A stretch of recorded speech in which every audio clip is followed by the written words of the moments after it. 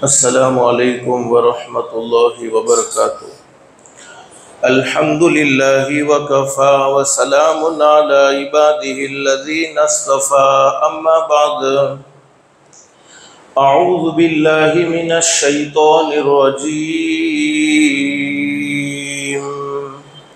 बिस्मिल्लाहिर रहमानिर रहीम।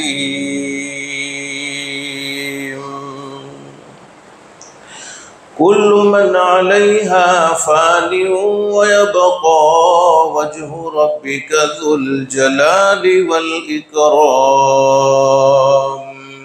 फ़बिअय्यि आलाइ रब्बिकुमा तुकज़्ज़िबान।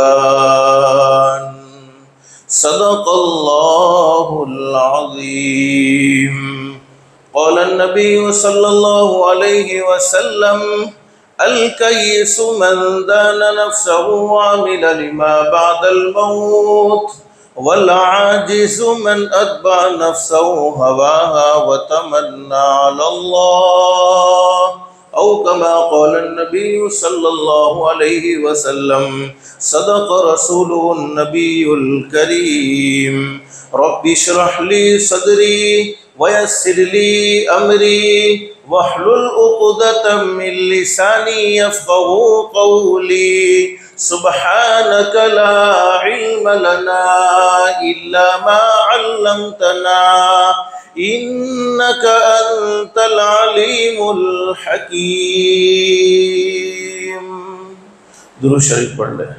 अल्लाहुम्मा सल्लि अला मुहम्मद व अला आलि मुहम्मद कमा सल्लैता अला इब्राहीम व अला आलि इब्राहीम इन्नका हमीदुम मजीद।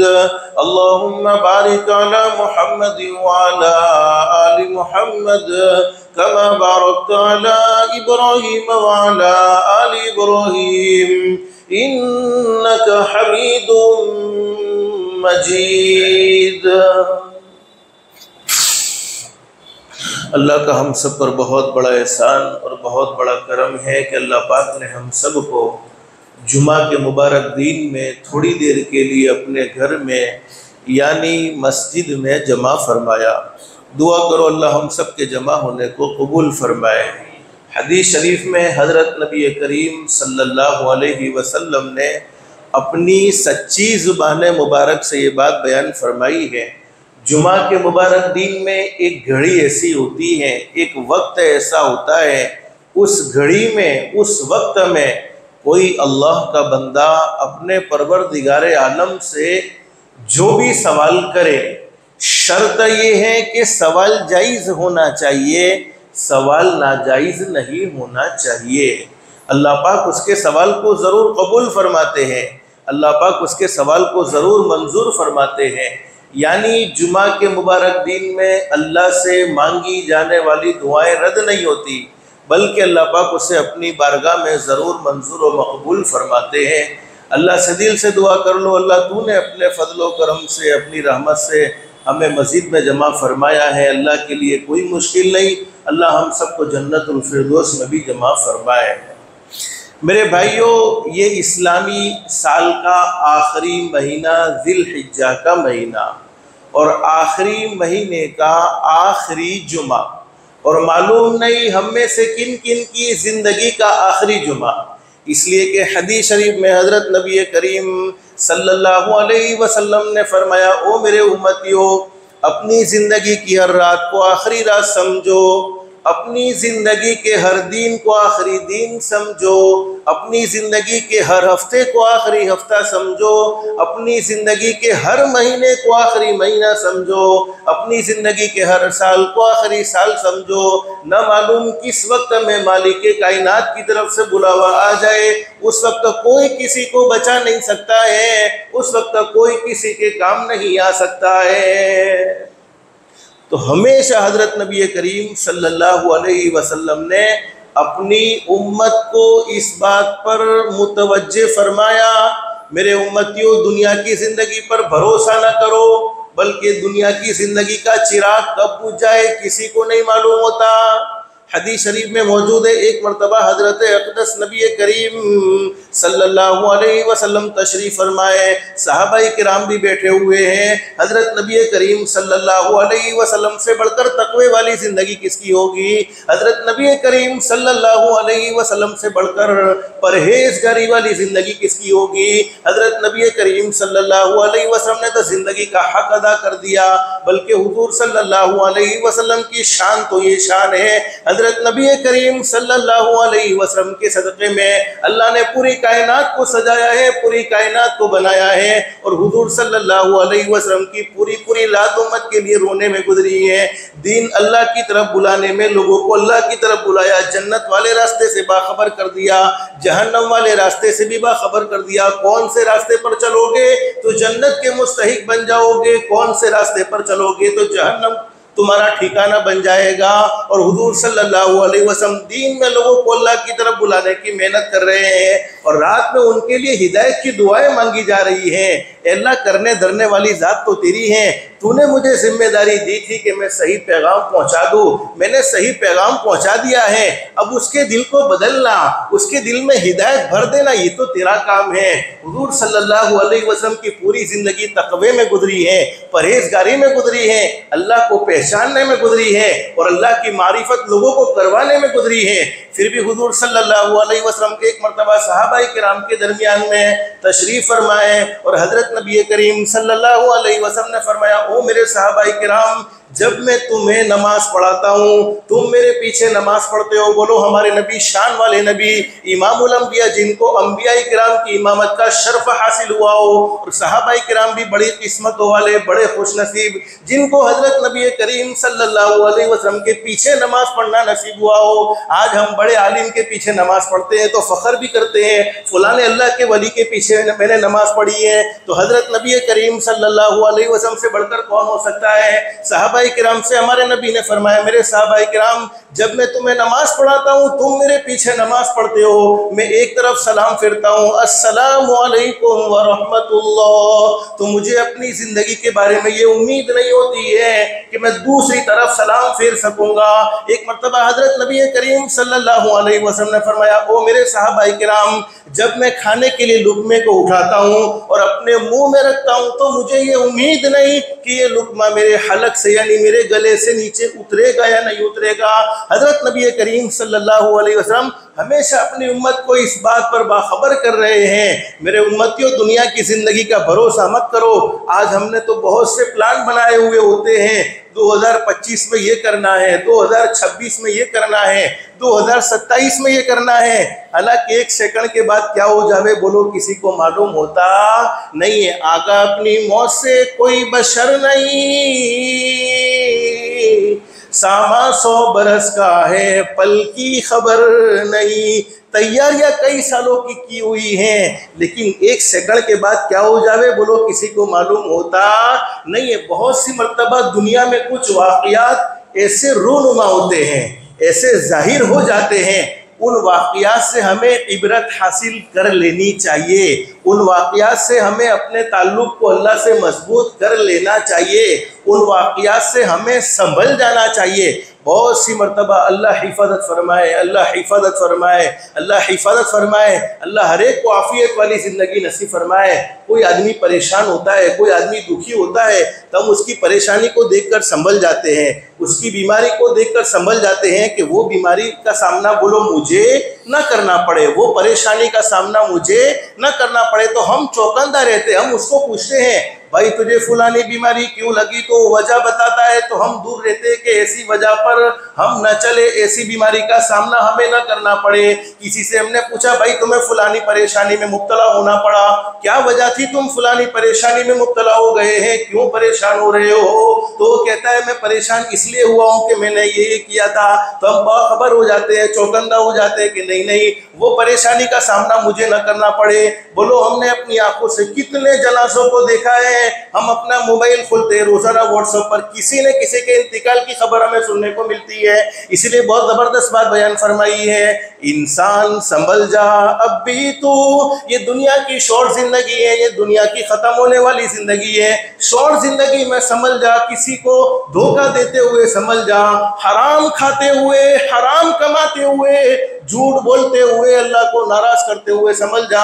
अस्सलातु खैरुम मिनन नौम की सदाओं को रोजाना अपने कानों से सुनता है, उसके बावजूद तेरी नींद नहीं उड़ती है, आराम से सोया हुआ है। अस्सलातु खैरुम मिनन नौम की सदाओं को सुनकर फजर की नमाज में आराम से सोते हुए संभल जा।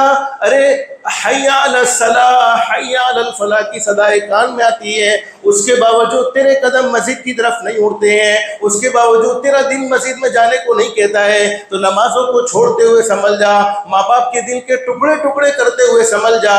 घर में रहने वाली कमजोर बीवी पर जुल्म करते हुए संभल जा।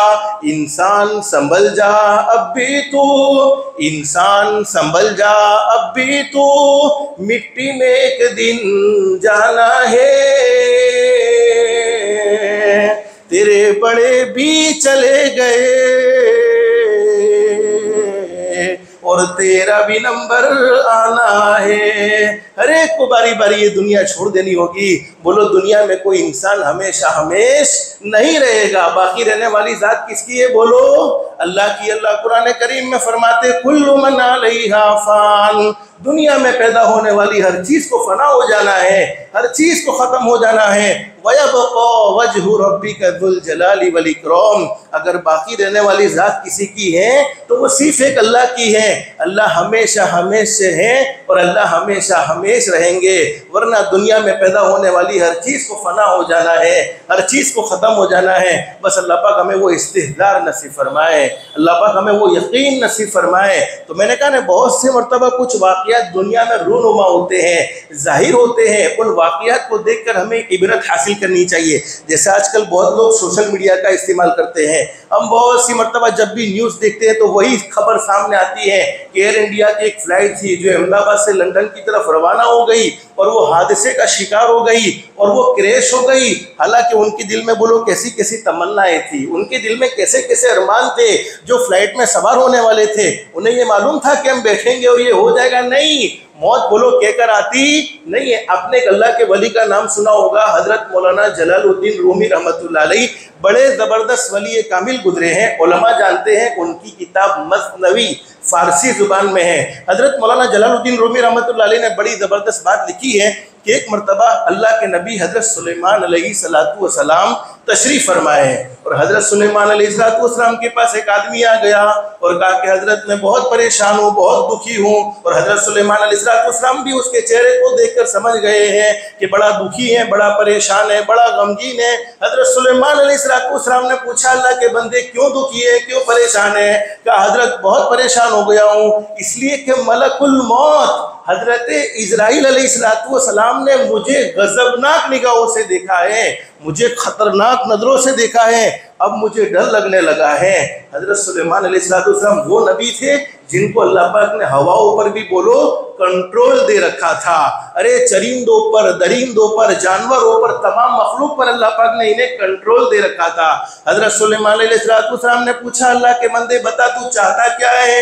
हालांकि मौत से बोलो कोई बचने वाला नहीं है। उस जमाने में हो सकता है मलकुल मौत नजर आ रहे होंगे और हदीस शरीफ में है कि जब आदमी दुनिया से जाता है, दुनिया से जाने वाले को तो मलकुल मौत नजर आते ही आते हैं। अब उस आदमी ने कहा कि हजरत मैं ये बस्ती छोड़ देना चाहता हूँ और इस बस्ती से मुझे हिंदुस्तान पहुँचा दो। हजरत सुलेमान अलैहिस्सलातु वस्सलाम ने हवाओं को हुक्म दिया कि इस बंदे को हिंदुस्तान ले जाया जाए, हमारी बस्ती से इसे दूर कर दिया जाए। हजरत सुलेमान अलैहिस्सलातु वस्सलाम के हुक्म पर हवा ने इसे हिंदुस्तान पहुँचा दिया। अब दूसरे दिन हजरत सुलेमान अलैहिस्सलातु वस्सलाम की मुलाकात हो गई मलकुल मौत, रूह निकालने वाले फरिश्ते से। तो हजरत सुलेमान अलैहिस्सलातु वस्सलाम ने मलकुल मौत से पूछा कि हजरत आपने हमारी बस्ती के एक आदमी को बहुत खतरनाक, बहुत गजबनाक निगाहों से देखा, जिसकी वजह से वो डर गया और डर कर ये बस्ती छोड़ने पर मजबूर हो गया। पता नहीं आपका इरादा क्या था, क्या आप इसकी रूह को कब्जा करना चाहते थे या इसको यहाँ से भगाना चाहते थे? तो उस वक्त मलकुल मौत ने फरमाया, ओ अल्लाह के नबी हजरत सुलेमान अलैहिस्सलाम, अल्लाह पाक ने उसकी रूह मुझे हिंदुस्तान में कब्जा करने को कहा था और मैंने इसको यहाँ पर पाया तो मुझे बड़ा ताज्जुब हुआ कि मुझे तो अल्लाह ने बड़ी ताकत दे रखी है, मैं तो हिंदुस्तान बहुत आसानी के साथ पहुंच जाऊंगा, लेकिन ये यहाँ क्या कर रहा है? अल्लाह के नबी, कल मैं उसकी रूह को हिंदुस्तान से कब्जा करके आ रहा हूँ। तो मौत पता नहीं कब आ जावे, कैसी प्लानिंग के साथ आ जावे, बोलो वो अल्लाह के सिवा कोई जानता नहीं है। और कुरान करीम में अल्लाह फरमाते, ऐनमा तकूनु युद्रिकुमुल मौत वलौ कुंतुम फी बुरुजिम मुशय्यदा, तुम दुनिया के किसी भी कोने में चले जाओ, कितने भी किले में अपने आप को पैक कर लो, लेकिन मौत से बोलो बच सकते नहीं है। मौत का सामना तो करना ही करना है। हजरत नबी करीम सल्लल्लाहु अलैहि वसल्लम ने दुनिया से पर्दा फरमाया है, तो हम क्या हैसियत रखते हैं कि हम दुनिया में हमेशा हमेश रहेंगे? अगर किसी को दुनिया में हमेशा हमेश रहने का हक था तो वो तो हमारे आका हजरत मुहम्मदुर रसूलुल्लाह सल्लल्लाहु अलैहि वसल्लम की ज़ात गिरामी है। लेकिन ऐसे हालात में जब हमें कोई टेंशन, कोई दुख बहुत ज़्यादा बेचैन कर दे, इंसान का दिल है, दिल होता है तो कभी कभी अपनों के दुख, कभी जानी नुकसान बेचैन करता है, कभी माली नुकसान बेचैन करता है, कभी अपने रिश्तेदार की मौत बेचैन कर देती है, कभी किसी से बहुत ज़्यादा मोहब्बत होती है तो वो मोहब्बत हमें बेचैन कर देती है। अल्लाह की तरफ से दुनिया इम्तिहान की जगह है। बोलो दुनिया में अल्लाह पाक आजमाते हैं, कभी लेकर आजमाते हैं तो कभी देकर आजमाते हैं। तो बुखारी शरीफ में एक दुआ बतलाई है, ला इलाहा इल्लल्लाहुल अज़ीमुल हलीम, ला इलाहा इल्लल्लाहु रब्बुल अर्शिल अज़ीम, ला इलाहा इल्लल्लाहु रब्बुस समावाति व रब्बुल अर्दि व रब्बुल अर्शिल करीम। ये बुखारी शरीफ में ये दुआ मौजूद है। हजरत नबी करीम सल्लल्लाहु अलैहि वसल्लम को जब कोई बहुत ज़्यादा सदमा होता था, आपका दिल बेचैन और बेकरार हो जाता था, तो हजरत नबी करीम सल्लल्लाहु अलैहि वसल्लम इस दुआ को पढ़ने का एहतमाम करते थे। और उलमा ने लिखा है कि इस दुआ में इसमें आज़म यानी अल्लाह के बड़े बड़े नाम है और हुजूर सल्लल्लाहु अलैहि वसल्लम ने अपनी ज़ुबान मुबारक से अल्लाह की तारीफ फरमाई है। तो इस दुआ को पढ़ेंगे, अल्लाह पाक ज़रूर परेशानी से नजात नसीब फरमाएंगे, ज़रूर छुटकारा नसीब फरमाएंगे। कभी कभी हम किसी को तकलीफ में देखें, देखो दुनिया तकलीफ की जगह भी है, राहत की जगह भी है। यहाँ की तकलीफ बोलो हमेशा हमेश की तकलीफ नहीं, मौत आई तकलीफ खत्म। यहाँ की राहत है तो वो राहत हमेशा हमेश की नहीं, मौत आई दुनिया की राहत खत्म। हदीस शरीफ में फरमाया नबी करीम सल्लल्लाहु अलैहि वसल्लम ने, जब मेरा कोई उम्मती किसी मुसलमान को दुखी देखे, परेशान देखे, वो कर्ज में डूब चुका है, न जाने कैसी कैसी बीमारियों का सामना कर रहा है, न जाने कैसी कैसी परेशानियों का सामना कर रहा है, उलमा जानते सही हदीस में मौजूद है। एक हदीस में ये बात बयान फरमाई कि हम किसी मुसलमान को तकलीफ में देखें कि वो बड़ा दुखी है, बड़ा परेशान है, बड़ा गमगीन है और उसकी तकलीफ को देखकर हम खुश होते हैं। क्या खुश होते हैं? देखो अल्लाह ने उसके गुनाह की सजा इसे दुनिया में दे दी है। अपनी तरफ तकलीफ आती है तो अल्लाह की तरफ से इम्तिहान है, अल्लाह की तरफ से आजमाइश है, और दूसरे की तरफ तकलीफ आई है, वो गुनाह की सजा दुनिया में भुगत रहा है। हालांकि बोलो जानने वाला कौन है? हो सकता है अल्लाह ने इस तकलीफ की बरकत से उसे गुनाहों से पाक और साफ कर दिया हो। और हदीस शरीफ में लिखा है कि हम किसी की तकलीफ को देखकर खुश होते हैं। अच्छा हुआ फलाना आदमी कर्ज में डूब गया, अच्छा हुआ फलाना आदमी बीमारियों का शिकार हो गया, अच्छा हुआ फलाना आदमी फलानी परेशानी में मुब्तला हो गया। हदीस शरीफ में लिखा है कि अल्लाह पाक वो तकलीफ उससे हटा लेते हैं और खुश होने वाले के सर पर वो तकलीफ डाल देते हैं। अल्लाह हम सब की हिफाजत फरमाए। हदीस शरीफ में एक दुआ बतलाई हजरत नबी करीम सल्लल्लाहु अलैहि वसल्लम ने, जब हम किसी को दुखी देखे, किसी को परेशान देखे, हजरत उमर रज़ी अल्लाह तआला अन्हु इस हदीस के रावी हैं, हजरत नबी करीम सल्लल्लाहु अलैहि वसल्लम ने फरमाया, मेरा कोई उम्मती किसी मुसलमान को दुखी देखकर, देखा वो कर्ज में डूब चुका है, देखा उसका माली नुकसान है, देखा उसका जानी नुकसान है, देखा अल्लाह ने इसको जादू और जिन्नात की प्रॉब्लम में मुब्तला कर दिया है, करने धरने वाली ज़ात बोलो किसकी है? अल्लाह की है। लेकिन हमने एक दुआ पढ़ ली, अल्हम्दुलिल्लाहिल्लज़ी आफ़ानी मिम्मा बतलाका बिही व फ़ज़्ज़लनी अला कसीरिम मिम्मन ख़लक़ तफ़ज़ीला।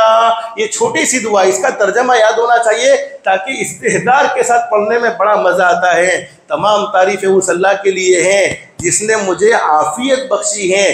जिस तकलीफ़ में तुझे मुब्तला किया है उस तकलीफ़ से उस रब ने मुझे बचाए रखा है और उसने अपनी तमाम मखलूक पर मुझे फजीलत बख्शी है। हदीस शरीफ में लिखा है कि किसी तकलीफ़ वाले आदमी को, किसी परेशान आदमी को, किसी मुसीबत ज़दा आदमी को देखकर हमने ये दुआ पढ़ी है, इंशाअल्लाह मौत तक उस तकलीफ़ का सामना बोलो हमें करना नहीं पड़ेगा। ये हमारे नबी हज़रत मोहम्मदुर रसूलुल्लाह सल्लल्लाहु अलैहि वसल्लम ने ये दुआ बतलाई है। और हम फ़जर की नमाज कहो इंशाअल्लाह पढ़ेंगे पाबंदी के साथ, कहो इंशाअल्लाह। फ़जर की नमाज पढ़ते हैं, मगरिब की नमाज पढ़ते हैं। फ़जर की नमाज के बाद और मगरिब की नमाज के बाद एक छोटी सी दुआ, अल्लाहुम्मा अजिरनी मिनन नार, हर एक को एक एक मरतबा पढ़ने पर याद हो सकती है। अल्लाहुम्मा अजिरनी मिनन नार फजर की नमाज के बाद 7 मरतबा पढ़ लो, मगरिब की नमाज के बाद 7 मरतबा पढ़ लो। उलमा जानते हैं, हदीस शरीफ में मौजूद है, हजरत नबी करीम सल्लल्लाहु अलैहि वसल्लम ने फरमाया, मेरा कोई उम्मती फजर की नमाज के बाद ये दुआ 7 मरतबा पढ़ ले, अल्लाहुम्मा अजिरनी मिनन नार, अल्लाहुम्मा अजिरनी मिनन नार, और दीन में उसका इंतकाल हो गया। अब मौत कब आएगी बोलो, किसी को मालूम होता नहीं है, दीन में इसका इंतकाल हो गया। अल्लाह रब्बुल आलमीन फरमाते, ओ मेरे बंदे मैंने तुझे जहन्नम से आज़ादी नसीब फरमा दी है। और उलमा ने लिखा है कि अल्लाह पाक उसे शहीदों के साथ खड़ा करेगा। और मगरिब की नमाज के बाद हमने 7 मरतबा पढ़ ली, अल्लाहुम्मा अजिरनी मिनन नार, अल्लाहुम्मा अजिरनी मिनन नार, उस रात इंतकाल हो गया। हदीस शरीफ में फरमाया नबी करीम सल्लल्लाहु अलैहि वसल्लम ने, अल्लाह रब्बुल आलमीन की तरफ से ऐलान होता है, ओ मेरे बंदे मैंने तुझे जहन्नम से आज़ाद कर दिया। और उलमा लिखते हैं कि अल्लाह पाक उसे शहीदों के साथ खड़ा करेंगे। इस दुआ में हम क्या मांगते हैं अल्लाह से कि अल्लाह जहन्नम की आग से बचा लेना। बोलो यही मांगते हैं ना कि अल्लाह जहन्नम की आग से बचा लेना, इसलिए कि दुनिया की आग बोलो बर्दाश्त हो सकती। दुनिया में किसी को जला हुआ हम देखें तो बड़ा परेशान हो जाते हैं, बड़ा दुखी हो जाते हैं। उलमा जानते हैं, हदीस शरीफ में लिखा है, जहन्नम की आग सुई के नाके के बराबर का हिस्सा अगर दुनिया में डाल दिया जाए तो उसकी गर्मी से पूरी दुनिया जल कर ख़त्म हो जाए। तो जब अल्लाह पाक जहन्नम की आग से बचा सकते हैं तो क्या दुनिया की आग से नहीं बचाएंगे? अरे बोलो बचाएंगे कि नहीं बचाएंगे? और आपको मालूम होना चाहिए, उलमा जानते हैं जिन्नात किस चीज़ से बने, बोलो। अरे हम सबको मालूम है जिन्नात किस चीज़ से बने हैं, आग से बने हैं। उलमा ने लिखा है कि कोई अल्लाह का बंदा फजर की नमाज के बाद 7 मरतबा ये दुआ पढ़े, अल्लाहुम्मा अजिरनी मिनन नार, और मगरिब की नमाज के बाद 7 मरतबा पढ़े, अल्लाहुम्मा अजिरनी मिनन नार, तो अल्लाह पाक उसे जिन्नात और जादू के हमले से भी महफूज रखेंगे। हजरत नबी करीम सल्लल्लाहु अलैहि वसल्लम ने जो दुआ बतलाई है वो बड़ी पावरफुल दुआ है।